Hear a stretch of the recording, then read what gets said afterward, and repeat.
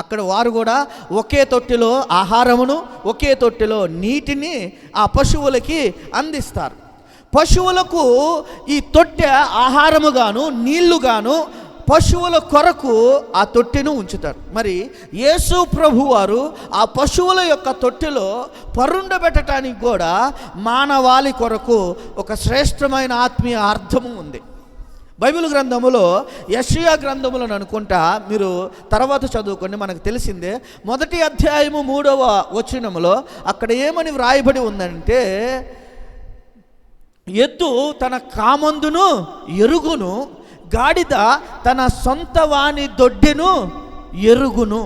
ఇక్కడ సొంత వాని దొడ్డె అనే మాట ఇంగ్లీషులో ఏమని వ్రాయబడింది అని అంటే, మ్యాన్జర్ అనే మాట వ్రాయబడింది. పశువుల యొక్క ఆ తొట్టె, పశువుల పాకలో ఆహారము ఉంచబడిన తొట్టె, పశువుల పాకలో నీరు ఉంచబడిన తొట్టె, ఆ తొట్టెను పశువులు ఎరుగుతాయంట.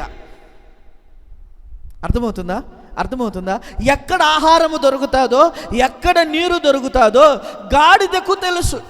ఆ గాడిద ఆ తొట్టె దగ్గరకు పోయి ఆ ఆహారమును తింటూ ఆ నీళ్లను త్రాగుతూ ఉంటుంది. కానీ దేవుని బిడ్డలు దేవుని యొక్క స్థలమును, దేవుడు ఆహారమును పెట్టే స్థలమును, దేవుడు దప్పికను తీర్చే స్థలమును మానవుడు తెలియకుండా ఉన్నాడు.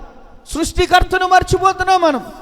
దేవుని యొక్క ఆయన ఆశీర్వాదాలను మర్చిపోతున్నాం. దేవుని ఇంటిని మర్చిపోతున్నాం. దేవుని సంఘమును మర్చిపోతున్నాం.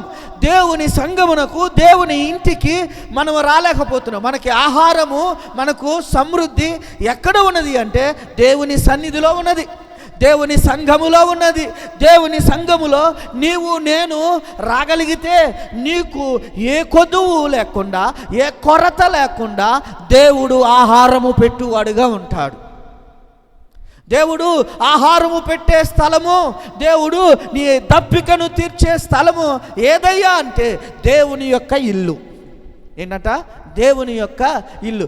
గాడిదకు ఆ పశువుల యొక్క తొట్టె తెలుసు, కానీ మానవునికి మాత్రము తెలియట్లేదు అని యెషయా భక్తుడు అని అంటున్నాడు. అందుకోసమే సామెతలలో కూడా జ్ఞాని అయిన సొలొమోను 14వ అధ్యాయములో 4వ వచనములో ఆయన ఏమంటాడంటే, ఎద్దులు లేనప్పుడు పశువులు లేనప్పుడు ఆ పశువుల యొక్క పాకలో ఆహారం ఉంటుందా? ఉండదు. ఆహారం ఉండదు. పశువులు లేనప్పుడు ఆహారాన్ని అక్కడ సిద్ధపరచరు. అదే అక్కడ ఆహారము సమృద్ధిగా ఉండాలి అంటే అక్కడ సమృద్ధి అయినా ఏముండాలి? ఎడ్లు, పశువులు ఉండాలి. పశువులు ఉన్నప్పుడే ఆ పశువుల పాకలో ఆహారం ఉంటుంది. పశువులు లేనప్పుడు అక్కడ ఆహారము ఉండదు. నీవు దేవుని దగ్గర లేకపోతే, నీవు లోకములో ఉంటే అక్కడ ఆహారము నీకు దొరకదు. రొట్టెల ఇల్లును విడిచిపెట్టి నయోమి ఎక్కడికి పోయింది? దూర ప్రాంతమునకు వెళ్ళింది. కానీ ఆమె సర్వము కోల్పోయింది. దేవుని ఇల్లు రొట్టెల ఇల్లు, దేవుని ఇల్లు ఆహారము సమృద్ధిగా ఉన్న ఇల్లు, దేవుని ఇల్లు తన దేవదూతలతోనూ తన సంఘముతోనూ ఆయన తాను నివసిస్తున్న తన దేహము. ఆయన ఆ రొట్టె ఆ దేవుని సన్నిధిలో నీవు కానీ ఉండకపోతే, దేవుని సన్నిధిలో నీవు కానీ ఉండకపోతే నీకు ఆహారము లేదు. కీర్తనలో కూడా 23:1-2 వచనాలు మనకు తెలుసు. యెహోవా నాకు కాపరి కాబట్టి నాకు లేమి కలగదు. నీకు దేవుడు కాపరి కాకపోతే నీకు లేమే కదా. నీకు దేవుడు కాపరి కాకపోతే నీకు ఆహారము కొరతే, ఆరోగ్యము కొరతే, అన్నీ కొరతలే. దేవుడు కానీ నీకు కాపరై ఉంటే, దేవుడు కానీ నిన్ను పోషించేవాడై ఉంటే, దేవుడు కానీ నిన్ను సంరక్షించేవాడుగా ఉంటే నీకు సమృద్ధిగా ఆయన ఏమంటాడు తెలుసా? అక్కడ కీర్తనకారుడు, పచ్చిక కలిగిన చోట్ల నన్ను పరుండబెడతావు, శాంతికరమైన జలముల యొద్దకు నీవు నన్ను నడిపిస్తావు. ఎక్కడ పచ్చిక ఉందో అక్కడ నేను పొడుండబెడటానికి నీవు నన్ను తీసుకొని పోతావు. శాంతికరమైన జలముల యొద్ద నీవు నన్ను నడిపిస్తావు. నాకు ఆహారము సమృద్ధిగా ఉంటుంది, నాకు నీరు సమృద్ధిగా ఉంటుంది. కాబట్టి నాకు ఏలేమీ ఉండదు. దేవుడు ఈ లోకములోనికి మానవ అవతారం ఎత్తి పశువుల తొట్టెలో పరుండ పెట్టడానికి గల కారణము కూడా ఆయన నీకు ఆహారమై ఉండటానికి, ఆయన నీకు దాహమై ఉండటానికి. ఆ పశువుల తొట్టె నీ కొరకు నా కొరకు ఆహారముగా ఉన్న తొట్టె.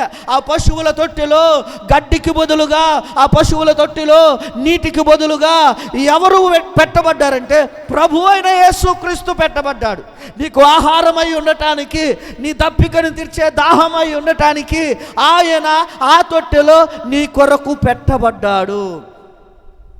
ఈరోజు ఆయనను ఎరిగిన వారు ఎక్కడికి వస్తాడు? ఆయన తొట్టి దగ్గరికి, ఆయన ఉంచబడిన తొట్టి దగ్గరకు వస్తారు. గొర్రెల కాపరులు వారికి తెలుసు, వారి గొర్రెలకు వారు ఏ విధముగా మేత వేసి నీరు పెట్టి ఆ గొర్రెలను పోషిస్తాడో ఆ గొర్రెల కాపరికి తెలుసు. కాబట్టి దేవదూత గొర్రెల కాపరులకు చెప్పగానే లోకమునకు ఆహారము, లోకమునకు పానీయముగా మానవుడు మరణించకుండా యుగ యుగాలు జీవములోనే ఉండునట్లుగా ఆ జీవమైన ఆహారము, ఆ జీవమైన జలము మానవుని కొరకు యేసుక్రీస్తు రూపములో పుట్టి ఆ పశువుల యొక్క తొట్టెలో పరుండ పెట్టబడ్డాడు అనే వార్త వారికి తెలియగానే వారికి అర్థమైంది. ఇదే యేసయ్య మన ఆహారము, యేసయ్య మనకు పానీయము. ఆయన శరీరము తింటే, ఆయన రక్తము తాగితే నీకు నాకు నిత్యత్వము ఉంటుంది అనే సత్యము ఆ గొర్రెల కాపరులు ఆ రోజే గ్రహించాడు. ఆయన కాపరి అయ్యుండి మనకు ఆహారముగా ఆయన మారాడు. ఈరోజు 2 విషయాలు మీ ముందుంచాలని ఆశపడుతున్నాను. మొదటి విషయము, ఆ తొట్టె ఎందుకు ఉపయోగపడుతుంది అని అంటే, ఒకటి ఆహారము కొరకు, ఆహారము కొరకు మనకు జీవాహారముగా యేసయ్య ఆ తొట్టెలో పరుండ పెట్టబడ్డాడు. ఇది మొదటి విషయం. మనకు జీవాహారముగా యేసయ్య ఆ తొట్టెలో పరుండ పెట్టబడ్డాడు. ఏ ఆహారము? జీవాహారం, జీవమునిచ్చే ఆహారం. నీవు తినే ఈ ఆహారము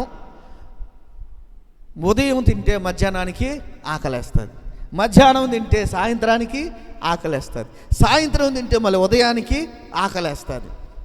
నీ ఆకలి తీరుతుందా అంటే ఆకలి తీరటం లేదు. నీ ఆకలి తీరదు. నీ ఆకలి ఎన్నిసార్లు తిన్నా, 10 సార్లు తిన్నా నీ ఆకలి తీరదు. కారణం ఏంటంటే దాంట్లో జీవము లేదు. కానీ దేవుని ఆహారము నీకు జీవాన్ని ఉంచుతుంది. కాబట్టి ఆ జీవము నీలో ఉన్నప్పుడు నీకు ఆకలి దప్పిక ఉండదు. దేవుని రాజ్యములో నివసించే వారికి ఆకలి దప్పికలు లేవు. వారు ఆకలి దప్పికలకు వారు ఉండటానికి వారు సామాన్యంగా కాదు, దేవుని యొక్క జీవాన్ని కలిగి ఉన్నారు కాబట్టి, దేవుని వారసులుగా ఉన్నారు కాబట్టి వారికి ఆకలి దప్పికలేదు. దేవుని బిడ్డలు దేవుని సన్నిధికి ఎందుకు రావాలి? దేవుని బిడ్డలు దేవుని సంఘమునకు ఎందుకు రావాలి? దేవుని తొట్టిలో ఉన్న ఆహారమును భుజించటానికి రావాలి. ప్రతి వారము నీవు దేవుని దగ్గరికి ఎందుకు రావాలంటే నీ ఆత్మీయ జీవితానికి ఆహారము కావాలి. నీ అంతరంగ పురుషునికి ఆహారము కావాలి. ఈ శారీరక పురుషునికి ప్రతి దినము 3 పూటలు నువ్వు ఏ విధంగా అన్నం పెట్టి పోషిస్తున్నావో ఈ దేహమును, ఈ బ్రతుకును, నీ అంతరంగ పురుషునిని కూడా నువ్వు పోషించవలసి వాడేవాడు. నువ్వు పోషించాలి. నీ అంతరంగ పురుషునికి ఆహారము పెట్టాలి. నీ అంతరంగ పురుషుడు ఆరోగ్యముగా ఉన్నాడా? నీ అంతరంగ పురుషుడు క్షేమముగా ఉన్నాడా? నీ అంతరంగ పురుషుడు భద్రముగా ఉన్నాడా? నీ అంతరంగ పురుషుడికి ఏ రోగము, ఏ బలహీనత లేకుండా ఉన్నదా అని చూసుకోవలసిన బాధ్యత నీదే. కాబట్టి నీ అంతరంగ పురుషునికి అన్నం పెట్టడానికి, ఆహారం పెట్టడానికి దేవుని దగ్గరకు రావాలి. నువ్వు తినే ఆహారము జీవాహారము. ఇశ్రాయేలులకి అరణ్యములోనంట ఎక్కడి నుంచి ఆహారము తీసుకొచ్చాడంట? దేవుడు పరలోకములో నుండి తీసుకొచ్చాడంట. పరలోకములో నుండి దేవదూతలు భుజించే మన్నాను తీసుకొని వచ్చి ఇశ్రాయేలీయులకి పెట్టాడు. ఎన్ని సంవత్సరాలు పెట్టాడంటే 40 సంవత్సరాలు పెట్టాడు. 40 సంవత్సరాలు పెట్టి ఇశ్రాయేలీయులను ఆయన పోషించిన వాడిగా ఉన్నాడు. నీ కొరకు నా కొరకు ఆ పరలోకము నుండే వచ్చిన ఆహారమే మన ప్రభు అయిన యేసుక్రీస్తు. బైబిల్ గ్రంథములో చదువుదామా? యోహాను సువార్త 6వ అధ్యాయము